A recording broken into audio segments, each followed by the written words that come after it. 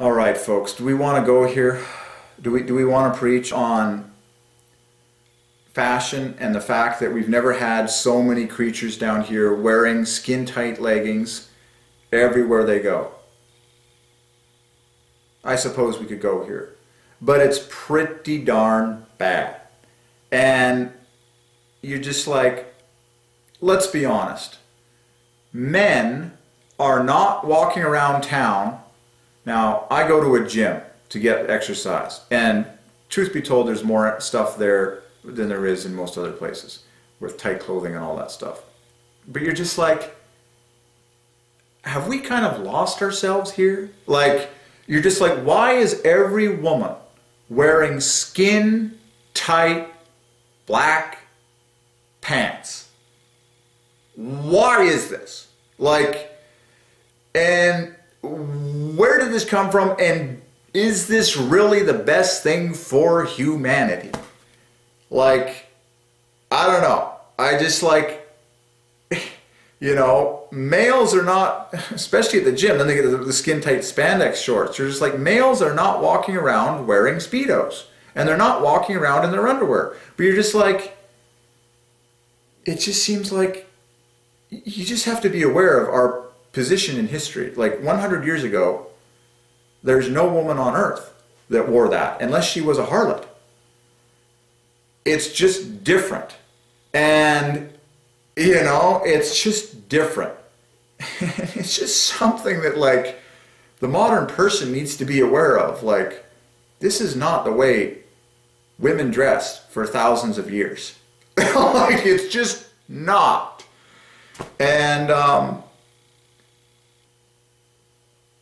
you know, it's all about blessing and cursing, folks. Like, God, you know, in my opinion, a lot of dress like that is not actually blessed by God. Now, I want to be careful here because God has called us to liberty, and you really are free to wear just about anything that you want, but the Bible talks about modesty very carefully. But, you know, like the gym that I work out at in Langley, you just like, just about every single female that walks in there is wearing skin-tight pants. When I go to Trinity Western University, at their gym, they actually have a rule that says that no one is allowed to wear short volleyball shorts. Like, they have it as a part of their, like, their member etiquette. And it made me think, you know, it made me think about the whole thing. I'm just like, for me, I just want to choose the path of blessing. And I want everyone to choose the path of blessing. Like, I wonder if a girl is really maximally blessed by God when she chooses to wear tight clothing. You know, it's like, will God even allow that person to get a good man in her life, if that's what she's desiring or whatever? Will God even allow that person to get a good man in her life if she chooses to wear that kind of clothing? Is it blessed? I'm always looking at things through God's eyes, because God talks about blessing and cursing. Blessing for pleasing God and cursing for disobeying God and displeasing Him. And clearly the Bible talks about a woman wearing modest clothing. But it's all about blessing and cursing. Okay?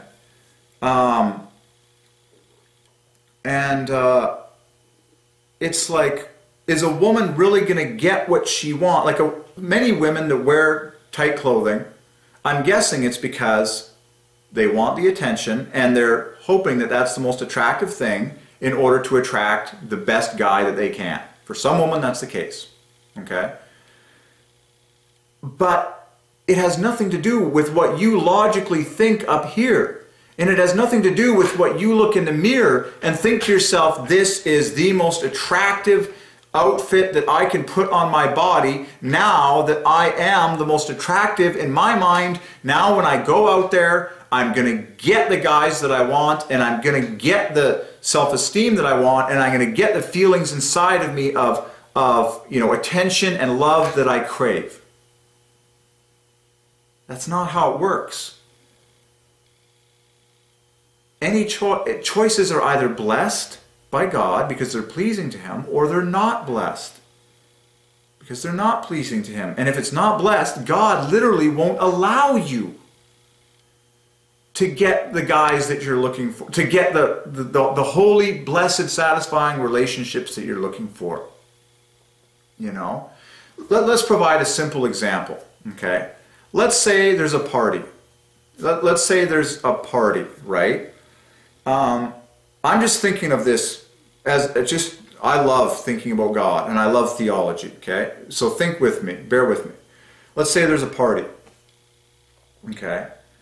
And one girl decides to go to the party wearing completely, you know, non-modest clothing. And then her friend decides to go to the party wearing very modest clothing. You know, it's like a classic dress or something like that.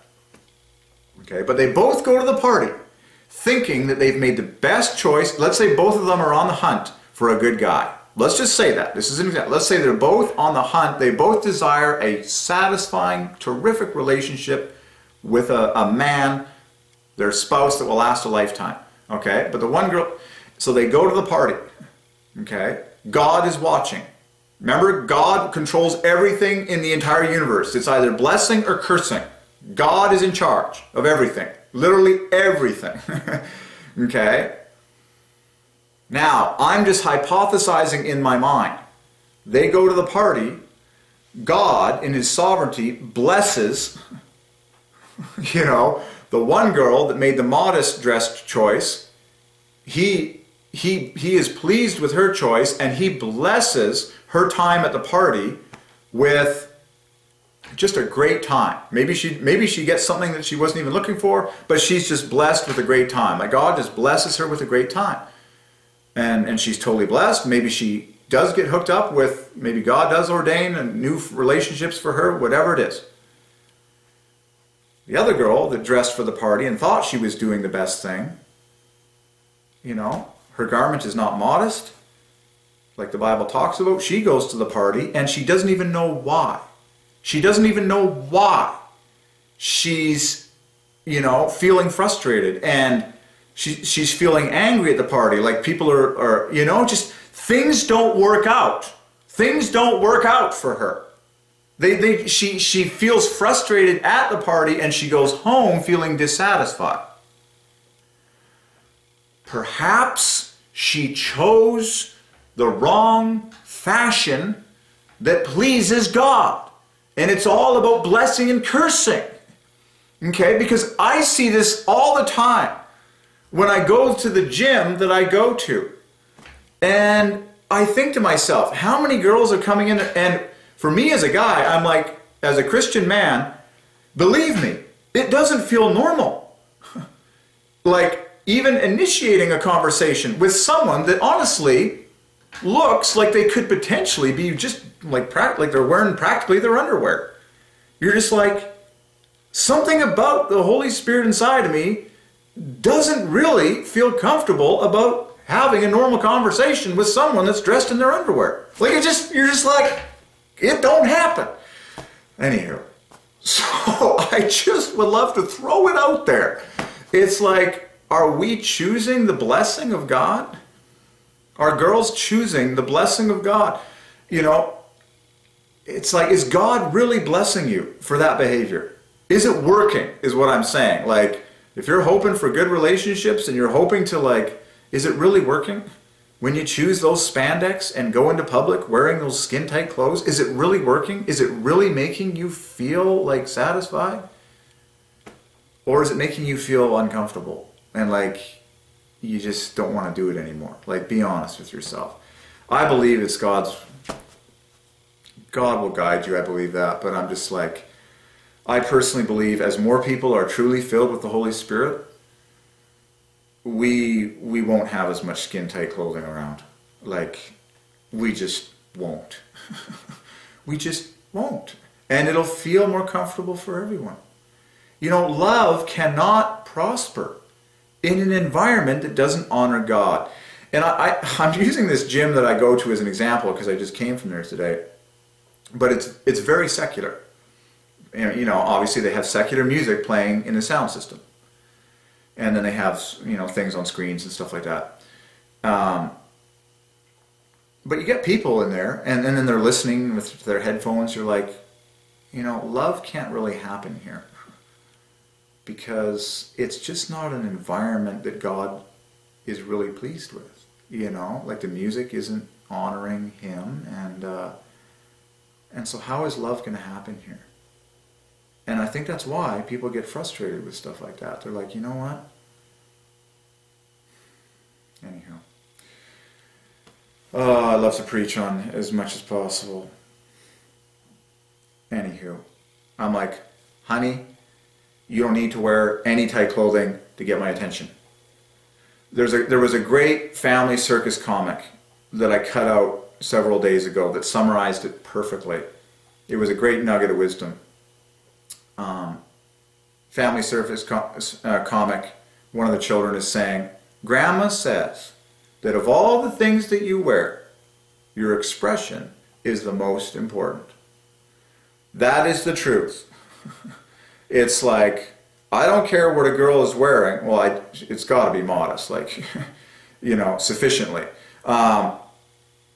But if I don't get no smile, if there's no love in the face, if there's no joy in the face, if there's no happiness in the face, if there's no friendliness in the face, if there's no bubbliness in the face, if there's no cheerfulness in the face, if there's no joy in the eyes, if there's no happiness and levity and rejoicing in the face, I can't even start to think about starting a conversation. I'm like, this person is pushing me away with their expression. So let's just summarize this video with that statement. Of all the things that you wear, your expression is the most important. And man, it's creepy how friendliness is just at an all-time low. Anywho. I don't know why girls are so freaked out these days, but it seems to be an epidemic. We got a lot of freaked out girls that that are scared to be friendly and bubbly because there's so many creeps out there. Anyway, all right, everyone has a problem they can fix. I'm sure of that on both sides. Okay, this is fun. I'm just preaching about everything that has ever annoyed me.